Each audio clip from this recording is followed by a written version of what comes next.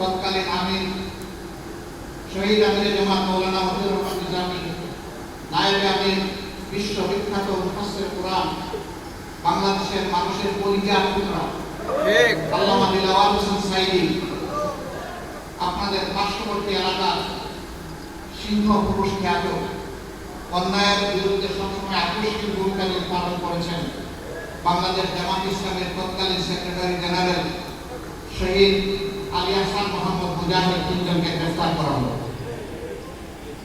কি অভিযোগ তাদের বিরুদ্ধে? তারা ইসলাম ধর্মের অবমাননা করেছে। হায়রে আফসোস, ইসলামের জন্য যাদের সঙ্গী সাথীরা যুগ যুগ ধরে রক্ত দিয়ে যাচ্ছেন তাদের বিরুদ্ধেই মামলা দেওয়া হলো। তারা নাকি ইসলাম ধর্মের অবমাননা করেছে। এরপরে এই মাসের শেষ দিকে এসে তারা আবার গ্রেফতার করলেন তৎকালীন স্টেট সেক্রেটারি জেনারেল জনাব কামারুজ্জামান এবং জনাব আব্দুল কাদের মোল্লা। আল্লাহ তাদের সকলের শাহাদাত করুন।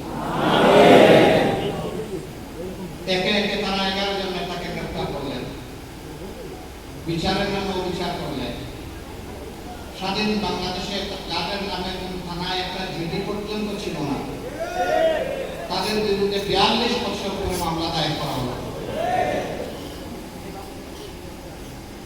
আমার কর্মজীবনের একটা ঘটনা মনে পড়ে যায়। একবার একটা ছোট অপারেশন করছে এক শিশু, সে একটু চপল এবং চঞ্চল। একসময় আমাকে বলতেছে, চাচা যখন আমার ওই জায়গাটা কাটবেন তখন আমাকে একটু বলবেন। আমি তার দুষ্টামিটা মনে মনে বুঝতে পারলাম। তার বাবা আমাকে বলেছিলেন ও কিন্তু একটু চপল চঞ্চল, খুব দুষ্টা প্রকৃতির। আমি সব কিছু শেষ করে যখন তার ড্রেসিং করছিলাম, তখন তার মাথা যখন কাটতে যাবো, বললাম যে চাচা এই কাটছি। ও মাকে বলে চিৎকার এসে যেন ওরের স্নান হয়ে যাবে। আমি বললাম তোমার কি হয়েছে? বলছে আপনি আমার অনেক জায়গায় কাটছেন আর আমি কাটবো না একটু। আমি বললাম চাচা বহু আগে এটা কাটা হয়ে গেছে। কখন কাটা কখন চিৎকার নেই। যদি ঘটনার সাথে আমাদের শ্রদ্ধেয় নেতৃবৃন্দ সম্পৃক্ত থেকে থাকেন, তবে বাংলাদেশের স্বাধীনতার পর কার সরকার ছিল? সেদিন আপনারা মামলা করেননি কেন? অভিযোগ দায়ের করেন নাই কেন?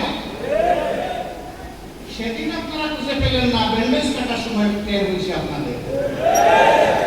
আপনাদের উদ্দেশ্য বিচার করানো। আপনাদের উদ্দেশ্য ছিল দেশপ্রেমিক জামাতে ইসলামকে ধ্বংস করা। বন্ধুরা জানেন না আপনারা ইসলামের আদর্শ মানুষ খুন করে ধ্বংস করা যায় না। আপনি একজন খুন করবেন, তার জায়গায় আল্লাহ 10 জন তৈরি করেন। আপনারা বড় কষ্ট দিয়েছেন 15.5 বছর আমাদেরকে জেলে দিয়েছেন, আমাদেরকে রিমান্ডে নিয়েছেন, আমাদের তরতাজা ছেলেদেরকে ধরে নিয়ে থানায় শুয়ে আপনারা রাইফেলের বেরেল লাগিয়ে তাকে গুলি করেছেন। এই ছেলেদের পা কাটতে হয়েছে, হাত কাটতে হয়েছে, কারো 2 পা নাই, কারো 1 পা নাই, কারো 2 হাত নাই, কারো 1 হাত নাই, কারো জীবন্ত মানুষের চোখ থেকে চাকু ঢুকিয়ে আপনারা তার 2টা চোখ করে দিয়েছেন। আপনারাও তো মানুষ, আপনাদেরও তো ছেলে মেয়ে আছে। এ সমস্ত পাশবিক কাজ করার সময় আপনাদের কলজাটা একবারও কেঁপে উঠল না। এর চাইতেও বিষাক্ত ছিল তরতাজা মানুষগুলো ঘর থেকে, বাড়ি থেকে, বাসা থেকে ধরে নিয়ে আপনারা উদাও করে ফেলেছিলেন, গুম করেছিলেন, আয়না করে ঢুকিয়েছিলেন। যারা ফিরে এসেছেন তাদের বর্ণনা হচ্ছে অনেক ঘর যেখানে কোনো জ্বালানা নাই, যেখানে কোনো আলো প্রবেশ করে না, যেখানে আগামের ধ্বনি কানে আসে না, কোন সময় রাত কোন সময় দিন কিছুই টের পাই না। যেন মনে হয় যে এটা এমনই শেষ রাত, এ রাত কখন শেষ হবে। মাঝে মাঝে গিয়ে বলতো তুমি রেডি হও, কলিমা পড়ো, গোসল করে নাও, আরো কিছু করতে হলে করে নাও, আজকেই তোমাকে শেষ করে দেওয়া হবে।